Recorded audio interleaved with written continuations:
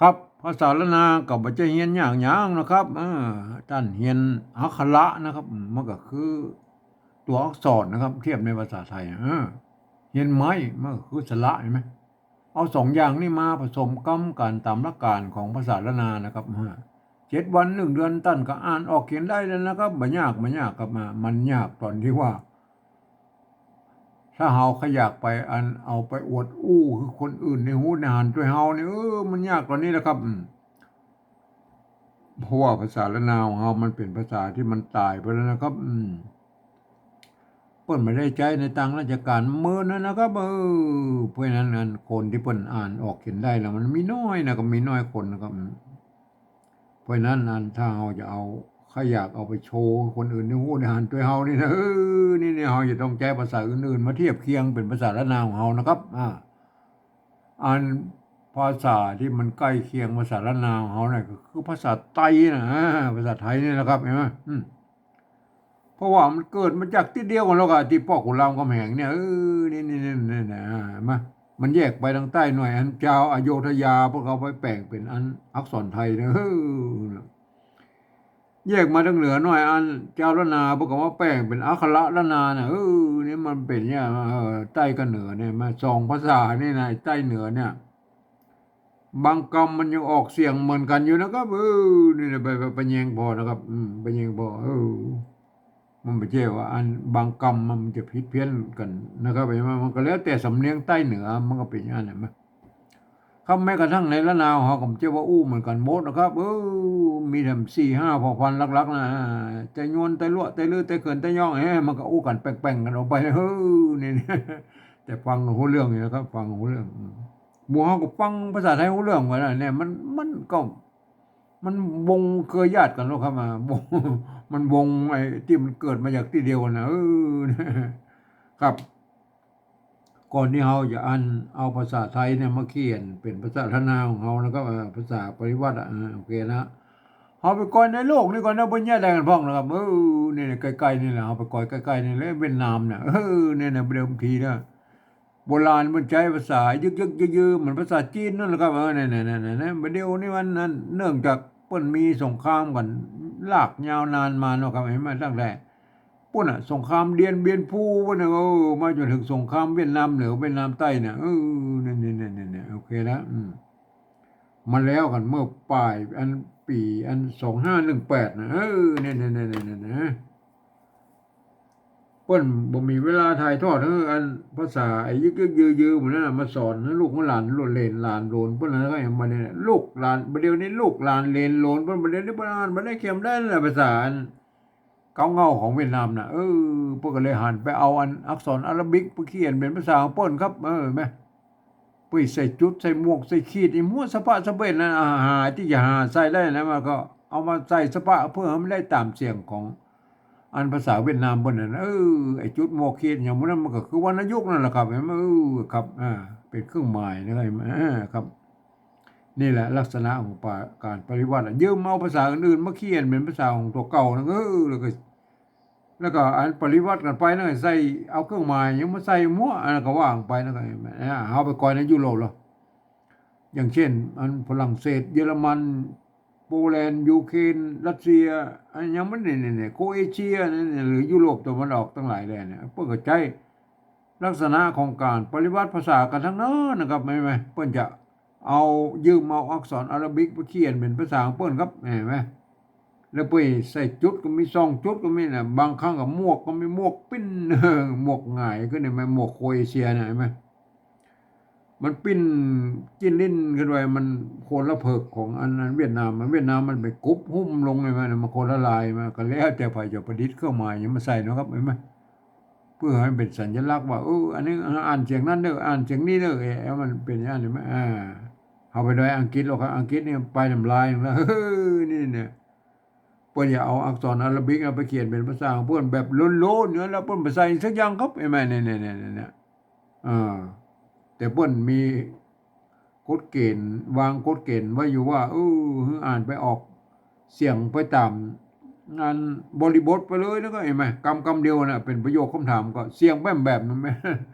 เป็นประโยคธรรมดากับเสียงแบบนี่มันเป็นยังไงมาลักษณะของภาษาอังกฤษใช่ไหมมันก็คล้ายๆอันภาษาละนาวของเขายุคต้นๆนะครับยุคต้นๆเพิ่นบ่มีไม่เอกไม่โทก็คือไม่เหยาะไม่ขอจ้างนั่นแหละใช่ไหมมันก็พันกันได้หลายๆเสียงเหมือนกันนะนี่ลักษณะของภาษามันเป็นอย่างนี้ครับ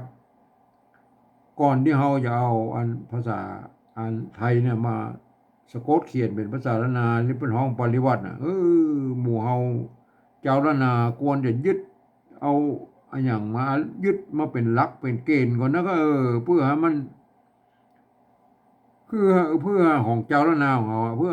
มันจะได้อันปฏิบัติกันมาออกมากันเหมือนกันนะครับเห็นไหมเนี่ยไหมบ่อันดันบ่ใจว่าอันต่างคนต่างเอามาเนาะครับต่างคนเอามาก็อัน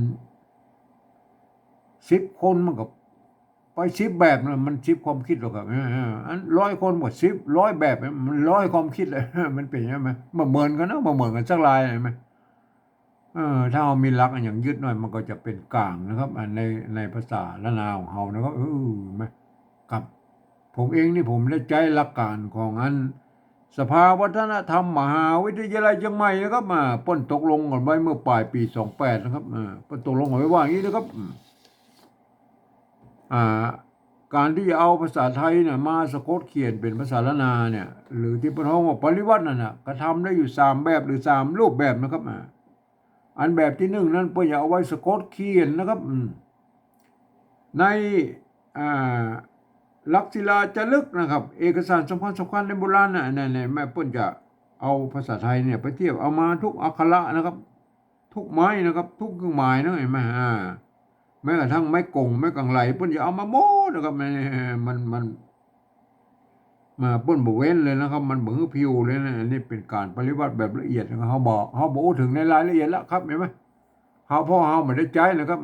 เฮามาแค่แบบที่2นี่ก็พอเนาะอันนี้เนี่ยอันนี้ก็โอเคนะเห็นไหมอันแบบที่2เพิ่นว่าอย่างนี้นะครับเพิ่นบอกว่ายืมเอาอักษรไทยนะครับไปปรับเทียบเพื่อเป็นอักขระละนาทางบนปุ้นนี่แล้วก็ประกอบกรรมขึ้นมากับแบบภาษาไทยผสมประสานกันไปแล้วก็บางครั้งไม้หรือสระมันบ่ตรงมันตัดกันก็คือบูรณะคำศัพท์ได้นะคือหน้าตาแบบไทยๆนะแม่เห็นไหมแต่เวลาอ่านนั้นน่ะต้องนึกว่าโอ้อันนั้นเป็นอักขระละนาเด้ออย่างเช่นตัวเนี้ยนี่เห็นไหมท่านเรียนเป็นวอแหวนหน่อยนี่ถ้ามันประกอบในอันภาษาปริวัติแบบที่2แล้วท่านต้องหันว่าอันนี้เป็นตัววะนะครับตัววะเพราะฉะนั้นคนทั่วไปเข้ามาอ่านนั้นมันจะผิดเพี้ยนสำเนียงนะครับบางคำมันก็ยังเหมือนกันอยู่นะครับอันออกเสียงเหมือนกันนะแต่บางคำมันก็สำเนียงมันจะผิดกันนะขอเองนะเห็นไหมคนทั่วไปไปอ่านแบบที่3ปุ๊บก็นะเดี๋ยวค่อยว่าแบบที่3นะเอาแบบที่2แล้วกันนะตัววอแหวนเนี่ย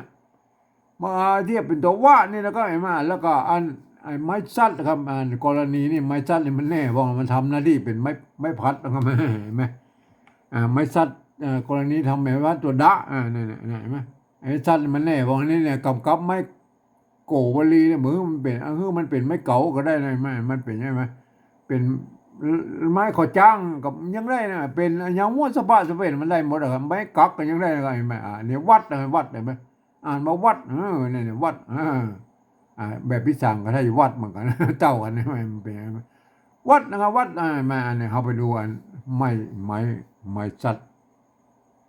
ทำหน้าที่เป็นไม้เนี่ยทำไม้สัตว์ทำหน้าที่เป็นไม้พัดเห็นไหมเต้ากันเนี่ยเห็นไหมเต้าไม่เก่าโบราณเป็นใจไม่กงก็มีไม่ซัดก็มีเนี่ยก็แล้วแต่ถ้าไม่ใจนะก็ไม่เป็นไม่เก่าใช่ไหมมันบ้านมันเป็นไม่โกบริกันเนี่ยกันใช่ไหมไม่ซัดใช่ไหมสะกดด้วยตัวหน้าออกเสียงจะว่ากันมาอันนี้แหละตัวฟ้าใช่ไหมอักษรต่ำใช่ไหมไม่ซัดสะกดด้วยตัวกะดาบะเนี่ยมันจะออกเสียงตีเนี่ยเสียงตีสั้นที่ไตอันฟักใช่ไหมฟักต่ำเต้ากันฟักต่ำหงตากแห้งไม่เราก็ว่าไปในฟักต่ำอันนี้ฟักใช่ไหมฟักใช่ไหมฟักกับวัดมันอันเดียวนะมันเสียงเต้ากันเนี่ยวัดตัวว่ากับตัวฟ้ามันก็อักษรต่ำเหมือนกันมันก็วัดใช่ไหมวัดใช่ไหมนะสะกดด้วยกะดาบะวัดกับวัดอันนี้บ่อนะบ่อตัวบะก็ยืมตัวบ่อไม้แต่ถ้าเป็นแบบที่1ไปเอาไม้กังบนมาตัวนี่เห็นไหมเขาแบบที่2นี่เขาก็เอา บูรณะคำศัพท์คือมันหน้าตาแบบไทยก็เอานี่เนี่ยเอาไม้เอกเนี่ยมาใส่บ่อใช่ไหมบ่อ เอาไปดูอันบ่อโบราณของเราบ่อโบราณนะเนี่ย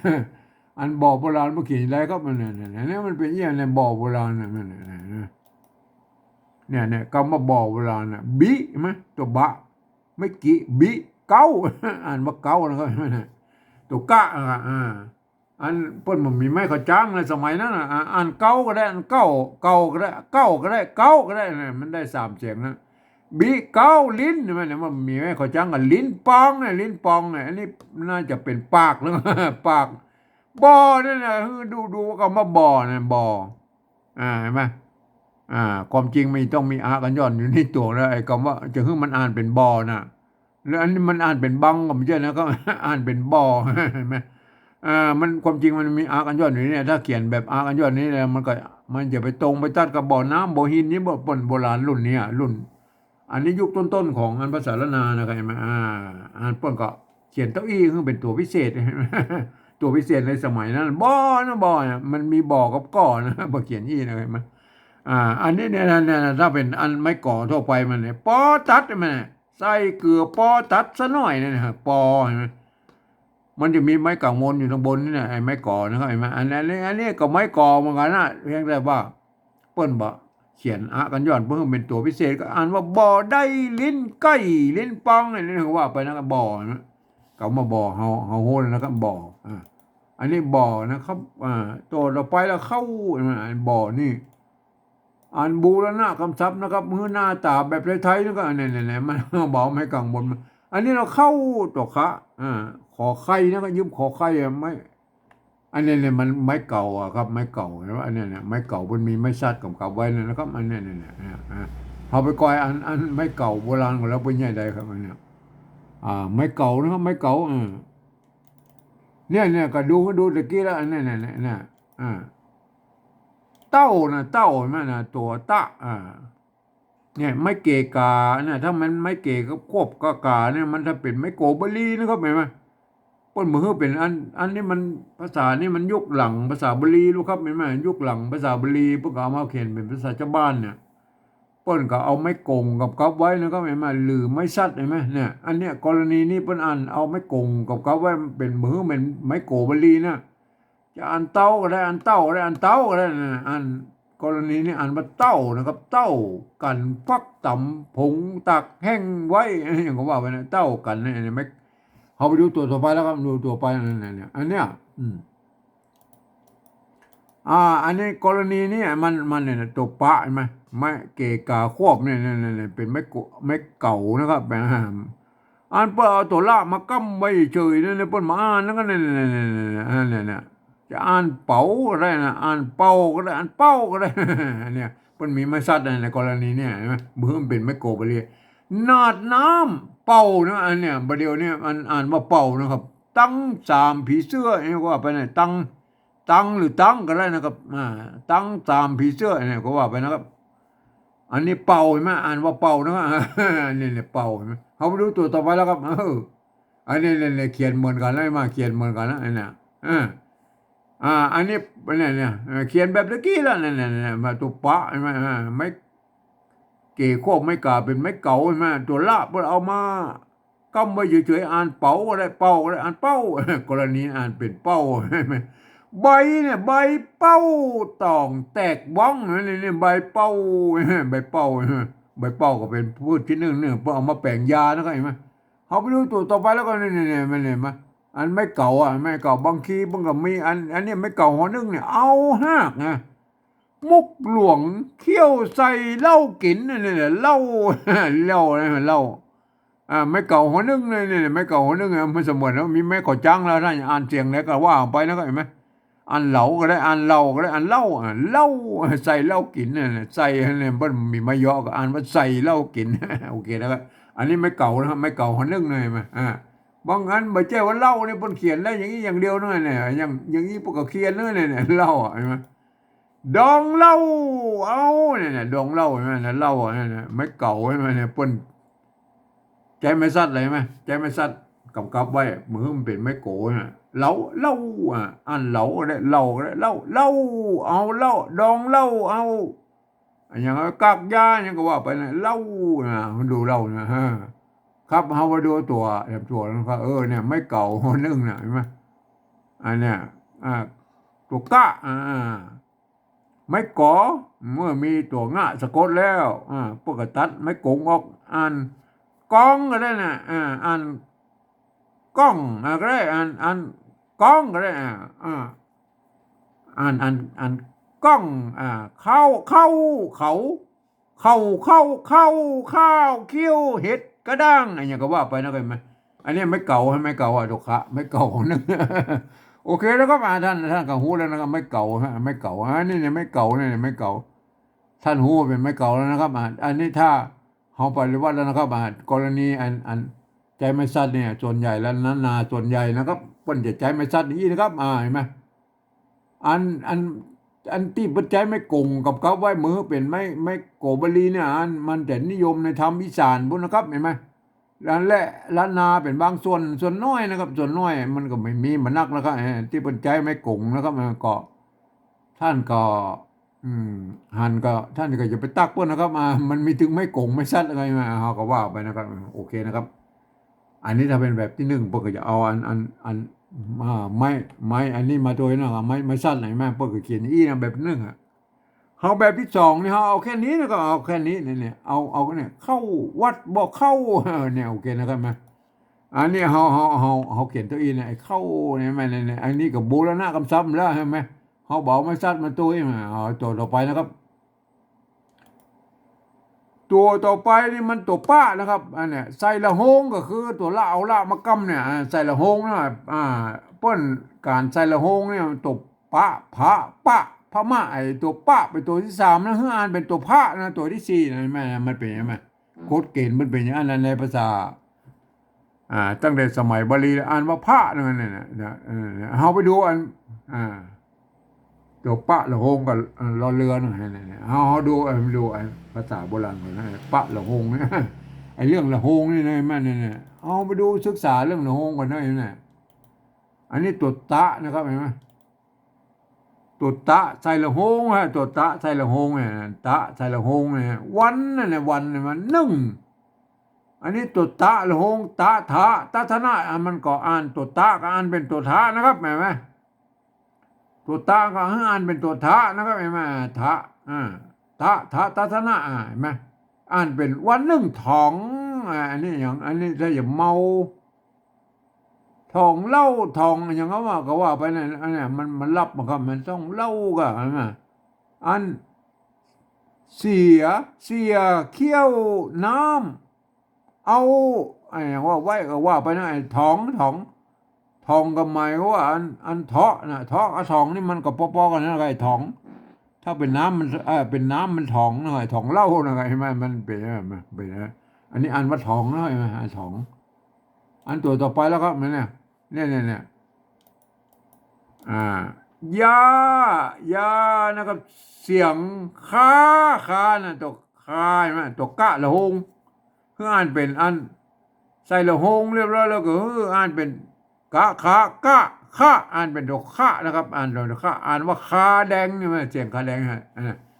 โอเคแล้วไงมาเนี่ยเขาก็สานใส่ละหงนะอันนี้ตัวที่ของเฮานะครับอันนี้มันเขี้ยวนะครับเห็นไหมอันนี้เขี้ยวนะครับเขี้ยวนะครับเนี่ยเราเขี้ยวไม่อ่านว่าเขี้ยวนะครับใส่นะเขี้ยวใส่พริกขิงเนี่ยพริกใช่ไหมอ่านว่าพริกนะไม่ใช่พริกนะครับเนี่ยแหละปะละหงป้าอ่านเป็นผ้านะอ่านว่าพริกขิงหอมเนี่ยพริกขิงหอมเคี่ยวใส่พริกขิงหอมนะอ่านว่าพริกนะไม่ใช่พริกนะครับเนี่ยอ่าเอาดูตัวต่อไปแล้วครับเห็นไหมอันนี้ก็ตัวตะกี้ละไอ้ตัวกะนะกะละหงเนี่ยเต้าว่าสามเครื่องเนี่ยอ่านว่าเครื่องนะเครื่องไม่ใช่เครื่องนะครับเครื่องปูจาเนี่ยเครื่องปูจามันเป็นยังไงเห็นไหม อันนี้มันตัวกะละหงอ่านเป็นตัวคะนะมันเป็นยังไงเขาดูตัวต่อไปแล้วเนี่ยปะละหงไหมปะละหงหำเนี่ยหำฟันหำฟัน อันนี้มันป้าละโหงอ่านเป็นพอนะอ่านว่าแพ่งนะก็แพ่งใช่ไหมนั่นน่ะแพ่งแพ่งไม้เนี่ยป้าแพ่งไม้เนี่ยแพ่งไม้แพ่งมันก็มันเป็นไม้ชนิดหนึ่งอะป่าแพ่งเปิดมาเรียนนั่นเป็นป่าแพ่งนะก็คือไม้แพ่งนั่นแหละครับหามฟานแพ่งน้อยเนี่ยโอเคนะไอ้ป้าละโหงนะท่านเข้าใจแล้วนะเขาไปดูปิกไปดูของเขาก็ป้าละโหงอันนี้กับป้าเนี่ยป้ามันยืมตัวพอพานมาเป็นตัวป้าเนี่ยตัวละโหงกับตัวละเห็นไหมอันนี้ก็ถ้าสมมติว่าเขาเขียนเก้าอี้เนาะมันอันนี้หมูนี่วันเปิ้นอ่านตัวป้าเนี่ยมันมีอันมันมีอันไม้กะซ่อนรูปอยู่มาแล้วอ่านเป็นพระเลยมาก็โอเคนะอันนี้ถ้ามาเขียนอย่างนี้มันอ่านเป็นพรนะในภาษาไทยมันก็เลยเอาบูรณะคำศัพท์ไว้หน่อยเอาสระวันมาใส่ในพระอันนี้ก็บูรณะคำศัพท์นะไงมาโอเคนะครับในพระกับบูรณะคำศัพท์มันแล้วเนี่ยมามีแต่วัดเนี่ยมันเอามาตรงตัวมาโอเคนะครับมาพระแล้วก็อ่านว่าพระไม่ใช่พระแล้วก็พระอันนี้เราเจ้าก็เหมือนก็เข้าเนี่ยแต่มันเปลี่ยนเป็นจอจานไงเนี่ยก็โอเคนะไม้ซัดนะครับเอามาโตยแล้วไม้เก่านะเอาไม้ขอจ้างกับไม้ทูเนี่ยเจ้านะโอเคนะครับนะไอ้เจ้านี่ก็บูรณะคำศัพท์สำหรับไอ้มันนี่เนี่ยบูรณะคือหน้าตาแบบไทยๆนะครับอ่านเป็นเจ้านะเสียงโทพิเศษนะเจ้าเนี่ยอันที่มันมีเสียงนี้ในภาษาไทยนะเห็นไหมเจ้านะต่อไปบ่อนี่โอ้ตะกี้ละกับบูรณะกับซับมันเป็นบ่อหน้าไทยๆนะเห็นไหมโอเคได้ไหมอันนี้บ่อเห็นไหมบ่อกับบูรณะกับซับแล้วก็เห็นไหมอันไว้นะเอาไปดูแล้วไม้ไก่อันนี้ไม้ไก่ไว้ตัววะตัวหะอันตัววะนี่มันเป็นอักษรต่ำนะก็เห็นไหมมันมีอักษรสูงพวกก็เอามาผสมกับไอ้ตัวหะเนี่ยยืมอันเสียงตัวหะเนี่ยมันเป็นตัววะนะวะเห็นไหมอันเนี้ยเป็นตัววะเนี่ยหอวอเนี่ยวะเห็นไหมเป็นอักษรสูงนะเห็นไหมใส่ไม่โทไปอันนี้ไม่ขอจ้างนะไว้โอเคนะอันนี้ที่เสียงเป็นอันภาษาไทยเป็นมีนะไว้เขาไปดูอันไม้ไก่โบราณกันแล้วไม้ไก่โบราณพวกเขียนยี่นั่นไม้ไก่โบราณนั่นนะไม้ไก่โบราณน่ะเนี่ยไม้ไก่โบราณเนี่ยไม้ไก่โบราณเนี่ยแม่อันเนี้ยอันนี้คือไม้ไก่โบราณเลยนะครับกอกหลวงเนี่ยกอกใช่ไหมฮะกอกเนี่ยมันไม้ก่อตกอ่าไม้ซัดเนี่ยมันแตนตกกะเนี่ยมันเมื่อมีอันตัวสะกดเรียบร้อยแล้วตกกะสะกดเนี่ยปกติตัดไม้กังมนออกเนี่ยอ่านว่ากอกนะครับกอกนะกอกหลวงกอกหลวง3 ใบนะใบไม้ไก่ใบเนี่ยใบไม้ไก่เพิ่นเขียนเท่าอี้นะเห็นไหมขึ้นไปข้างนอกเพิ่นตวัดเข้าในนะก็เนี่ยอันนี้คืออันเป็นยุคต้นๆนะก็เราไปเจอแบบนี้ก็มีนะก็เนี่ยแบบนี้แม่บางที่พวกก็เขียนกันอย่างนี้นะไม้ไก่เห็นไหมตัวว่านะไม้ไก่บางทีพวกก็อันนี่เขียนเข้าไประบบตวัดออกมาข้างนอกก็แล้วแต่นะเห็นไหมอ่านว่าไว้นะครับไว้ก็ปุดไว้ก็ปุดมาเนี่ยตัวกะไม่กังมนแล้วอย่าบอกกับก้อนี่บอกเขียนตัวอีนั่นนะไว้ก็ปุดไว้ก็ปุดไหมไว้ก็ปุดไว้ก็ปุดเป็นนี่นะครับโอเคนะครับเฮาแล้วนะครับไม่ไก่นะเห็นไหมอันนี้ไว้นะเสียงโทพิเศษนะเห็นไหมไว้โอเคนะครับอันนี้บอกบูรณะอัมสาวอันนี้มาตรงตัวแล้วเห็นไหมไอ้บ่อเข้าพระเจ้าบ่ออันนี้ก็อันนี้บูรณะคำศัพท์นะครับบูรณะอันนี้ตัวเราไปแล้วครับอันนี้ตัวข้าตัวนี้มันสร้างมาใหม่นะครับรุ่นนั้นปกมีแล้วนะครับไม้กืออันนี้ไม้กือนะตัวข้าเพิ่นยืมตัวคอคนมาเป็นตัวข้านะครับไม้กือกับสระนั่นเนี่ยอันไม้กือโบราณเพิ่นสมัยนั้นเพิ่นเอาไม้กิมาอี้แล้วเพิ่นก็เอาไม้สองน้อยตะวัดเข้าไว้ตรงกลางนั้นมันเป็นไม้กือนั่นแหละเนี่ยอันไม่กือก็สระนะก็สระไม่กือเนี่ยเอาโอเคนะไอ้คือเนี่ยถ้าเป็นแบบที่หนึ่งบอกเขียนเท่าอี้นะเอาแบบที่สองนะเขาบูแล้วนะคำศัพท์ไปหน่อยนะก็คือมันเป็นอันหน้าตาแบบไทยก็เอาอ่างมาใส่นะเปิ้นอันไอ้สระคือมือยังไม่ได้เปิ้นเอาเปิ้นประกบอ่างแล้วเขาไปดูอันเนี่ยไม่กือโบราณแล้วก็ไม่กือ อันไม่กือโบราณเนี่ยมันเป็นยังไงครับไม่กือเนี่ยโอเคนะครับเนี่ยพวกเขียนอีแล้วก็ไม่กือโบราณเนี่ยตัวมะเนี่ยไม่กือใช่ไหมเนี่ยเปิ้นเอาไม้กี้เขียนไม้อีแล้วก็เอาไม้สองน้อยบรรตวัดไว้ตรงกลางนั่นน่ะคือไม่กือนั่นน่ะอ่านว่ามือน่ะมือใบปิดปิ้วมือใบปิดปิ้วอันนี้มือใช่ไหมพวกก็บอกมีกันย้อนนะครับอันมือฮืออันยังไม่ได้เลยมันเปิดบ่ใส่อ่างนะครับเอาภาษาไทยไปใส่อ่างนะครับไหมอันภาษาละนาพอเขียนตัวอีแล้วก็มือนะครับมือใบปิดปิ้วเนี่ยมือเนี่ยมือใบโอเคนะครับอันนี้คือไม่เกืออันสระของอันภาษาละนาแล้วก็ไอ้แม่อันนั่นบางทีไม่เกือเนี่ยพวกเราแปลงไม่เกือก็มีนะเห็นไหมน้ำหม้อนึ่งเนี่ยไหมไม่เกือมันใจรวมกันแล้วก็ไม่เกือไหมนึ่งน้ำหม้อนึ่งนะเราไปดูอันนี้หรออันเนี้ยไม่เกือทำตัวร้อนเนี่ยฮือนะเห็นไหมอันเนี้ยฮืออันเนี้ยฮือตัวหาไม่เกือนั่นเนี่ยไม่เกือไหมไม่เกือเนี่ยพวกอ่านว่าฮือนั่นอ่านหือแล้วฮือตั้งขันเบี้ย330แลนี่โอเคนะครับไหม330แลเนี่ยฮือไม่เกิดบนเป็นยี่นะก็เพราะฉะนั้นเราไปเจอไอ้ตัวนี้มันก็อันตัวข้าเนี่ยเขาก็ยืมมาขอคนมาเป็นสระไม่เกิดเขาก็เขียนตัวอีไหมเนี่ยอันแบบที่หนึ่งเขาเขียนตัวอีนะแบบที่สองเขาบูรณะคำศัพท์เลยแม่เนี่ยโอเคนะครับบูรณะคำศัพท์นะครับเขาบูรณะคำศัพท์นะครับเพราะว่าเขาอ้างเขียนหรือมันหน้าตาแบบไทยก็คือเอาอ่างมาใส่แล้วก็เอาอ่างมาใส่แล้วก็มาคือเอาเนี่ยอันนี้เราคนนะก็คนยืมอันนี้แบบที่หนึ่งพวกเขาไม่กงมาด้วยนะเขาแบบที่สองเขาก็บอกเอาแล้วเอาแค่นี้เอาหน้าตาแบบไทยก็คนหน่อยเอาไปดูอันไม่กงแล้วก็ไม่กงเอาไปดูไม่กงแล้วก็เห็นไหมเนี่ยไม่กงบ้านนะก็บ้านใช่ไหมบ้านอันเนี้ยหญ้าหวานบ้านผักหวานบ้านอันนี้ก็แล้วแต่ที่เรามาปลูกที่บ้านกำต้นผลน้ำจิ้งกินตาหายนั่นไอ้ต้นกับผลเนี่ยไม่กงไม่กงคือไม่โกะล้นลูกแล้วก็สะกดด้วยตัวน้ำจะอ่านต้นก็ได้อ่านต้นก็ได้อ่านต้นกำต้นอันนี้ตัวฟ้าใช่ไหมสะกดด้วยนะฝนมาเนี่ยกำต้นฝนคือไม่กงนะไม่กงใช่ไหมโอเคนะใช่ไหมเอาดูตัวต่อไปเรามีมก่อนเนี่ยก็ส้มเห็นไหมอันนี้เนี่ยก็คือมันเป็นอย่างนี้หากใช่ไหมหากส้มหมากนาวฝนเจ้าเป็นปอมกินตาหายนี่ส้มส้มเห็นไหมเปิ้นมันมีไม่เยอะไม่ขอจ้างแล้วก็เปิ้นอ่านผสมเลยอ่านส้มเลยอ่านส้มหากส้มหมากนาวฝนเจ้าเป็นปอมเนี่ยก็ว่าไปนะฝนเห็นไหม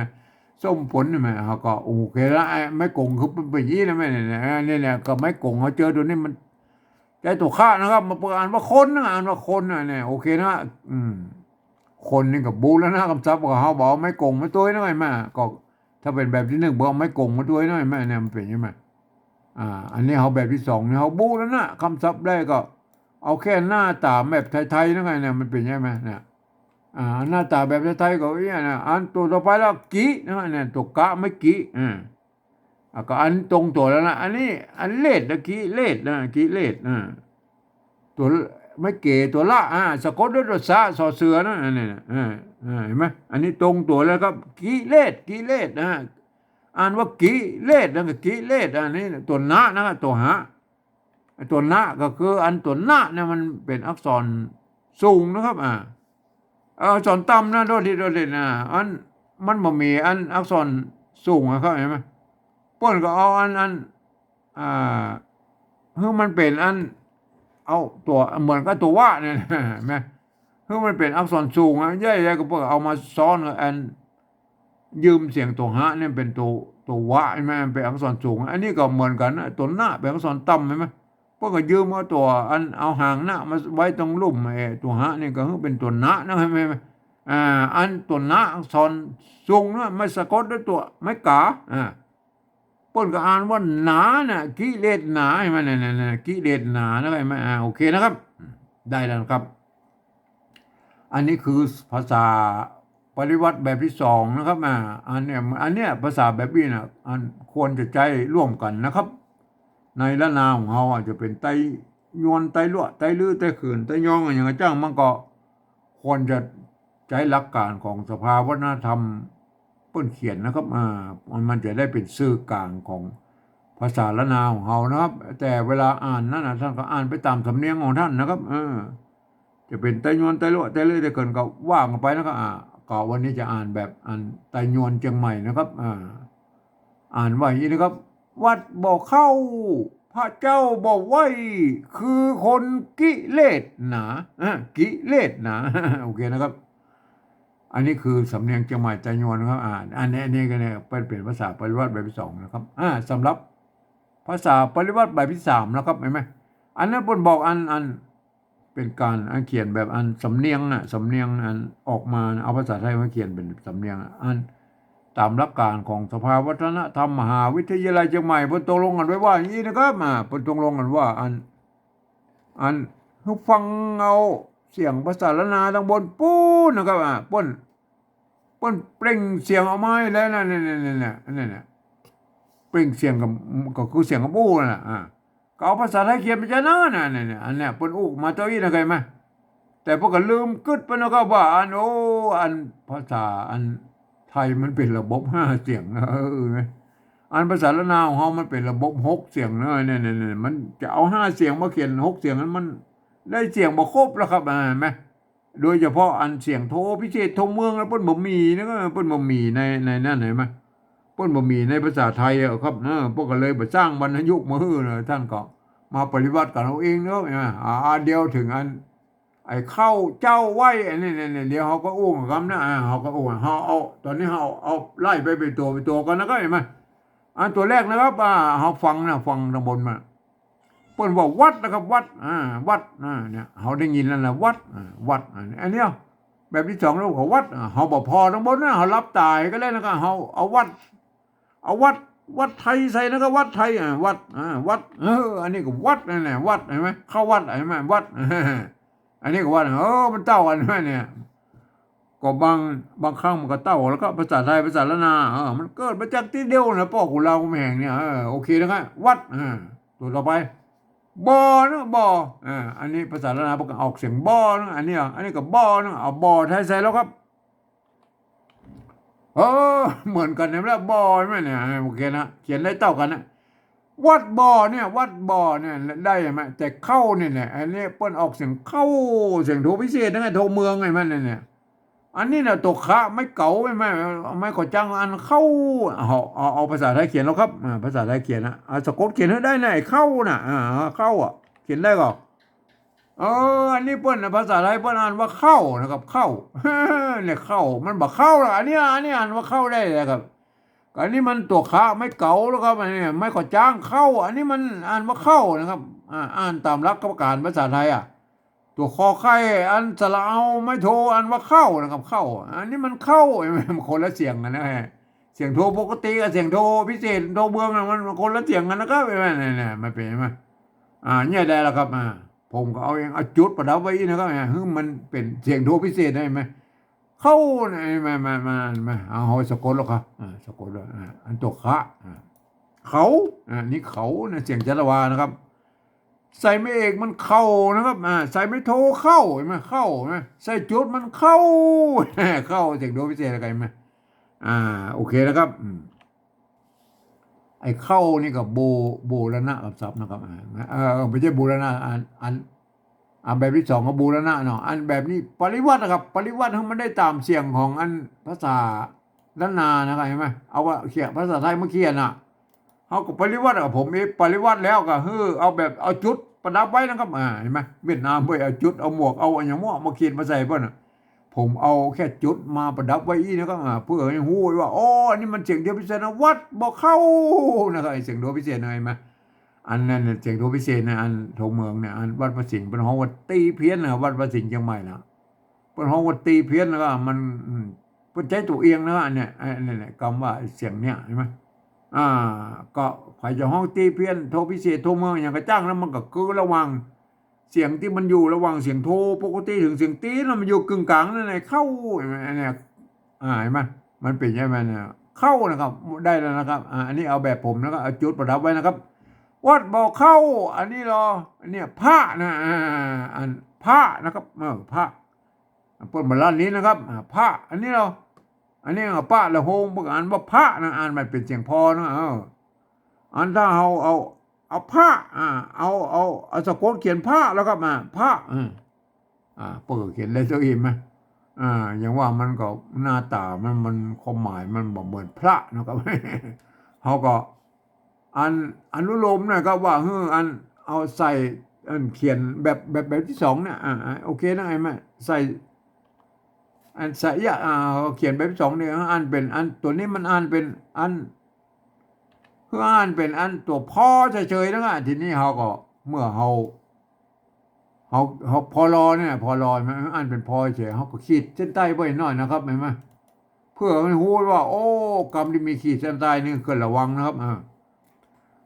ควรระวังไว้ว่าอ่านเป็นพอรอเนี่ยอ่านเป็นตัวพ่อเฉยๆนะอ่านว่าพระนะครับอ่านว่าพระนะครับโอเคนะครับอันนี้เป็นภาษาปริวัติหรอกครับมันไม่ใช่ว่าภาษาไทยล้วนๆนะครับ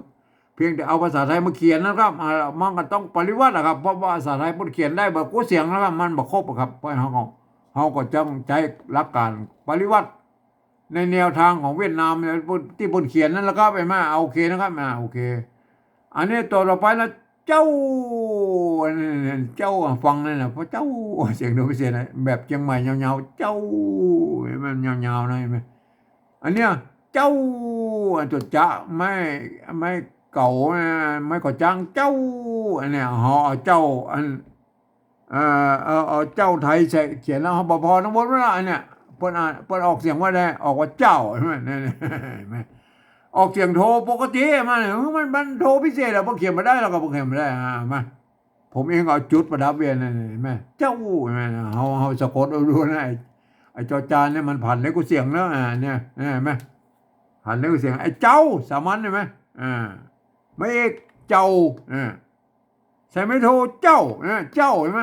แล้วก็เจ้าแล้วครับเจ้ามันมีเสียงโทพิเศษเจ้าใส่จุดไว้เจ้าใส่ไม่จีเหรอใส่ไม่จีมันเจ้าครับเจ้าเจ้าใส่ไม่จัดว่ามันเจ้าเนี่ยผ่านแบบผมนี่มันได้กู้เสียงนะครับผ่านได้กู้เสียงได้ไหมจะเอาเสียงได้ก็ได้นั่นไหมโอเคนะเพียงแต่เอาจุดประดับไว้อันที่เสียงโทพิเศษที่มันป้นภาษาไทยป้นเขียนมาได้นะโอเคนะเจ้าใส่ไม่เจ้าใส่ไม่โทเจ้าใส่จุดเจ้าเจ้าได้แล้วนะเจ้าโอเคนะเจ้าเจ้านี่ก็ปริวัตินะครับปริวัติตามอันเสียงโทพิเศษอันเอาจุดประดับไว้นะแบบเข้าเจ้าพระเจ้าอ่านว่าพระนะครับ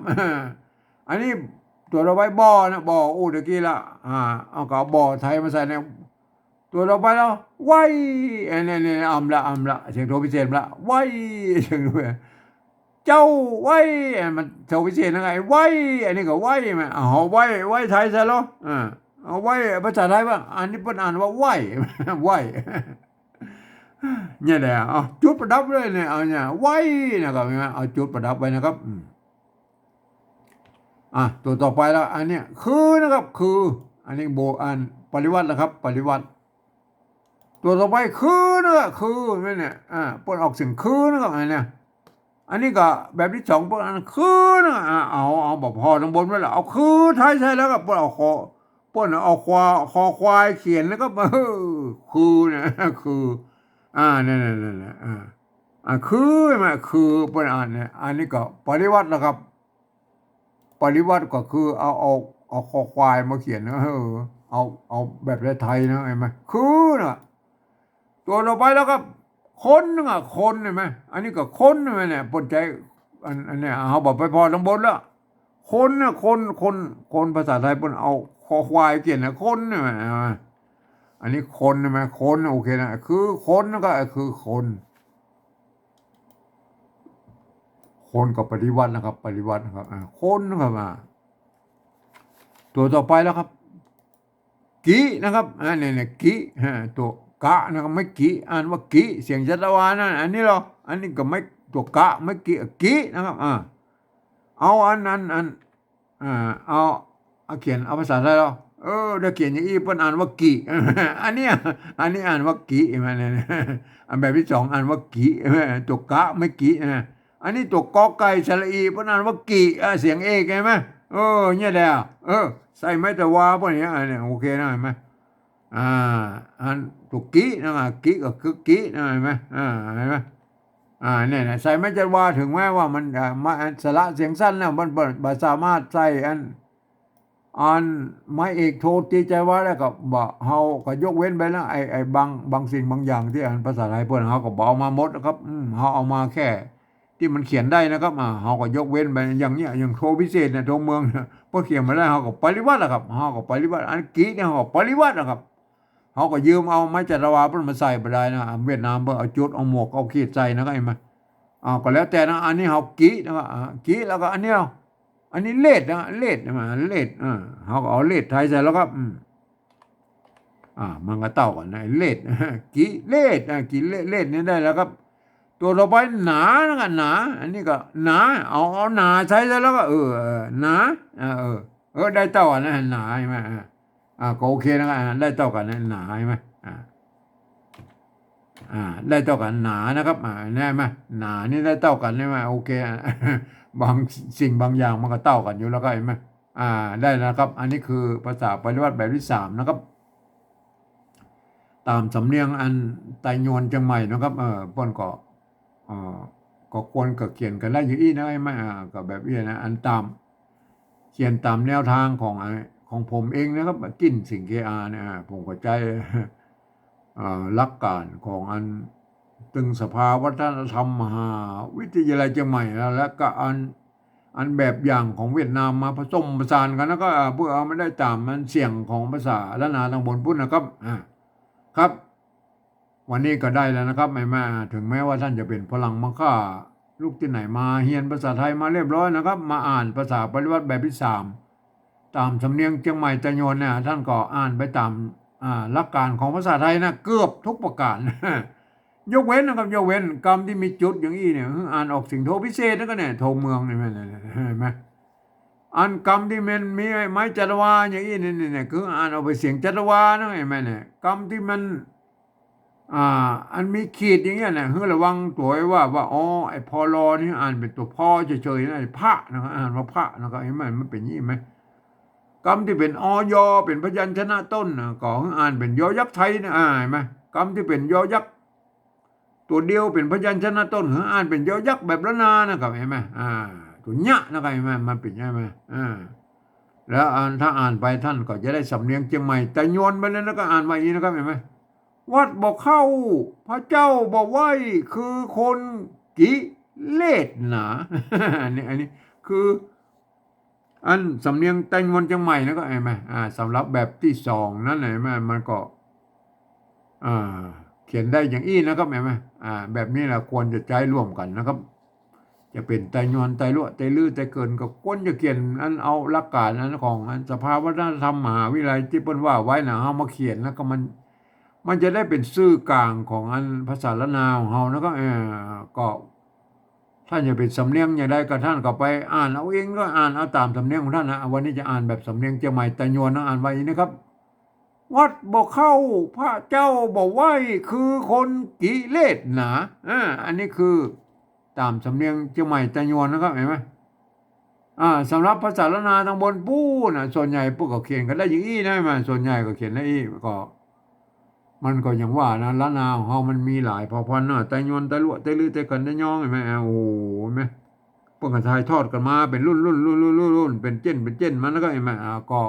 ประเดี๋ยวมาถึงป่ายแล้วเขาก็หันอันบิดเบี้ยวไปอย่างนั้นอย่างนี้ปนยังไม่โกเนี่ยไม่ปนใจไม่โกงก็มีแล้วไงแม่ไอ้บอเนี่ยมันใส่ไม่เยอะก็มีเนี่ยไม่เห็นไหมก็แล้วแต่นะมันก็สุดแล้วแต่นะมันก็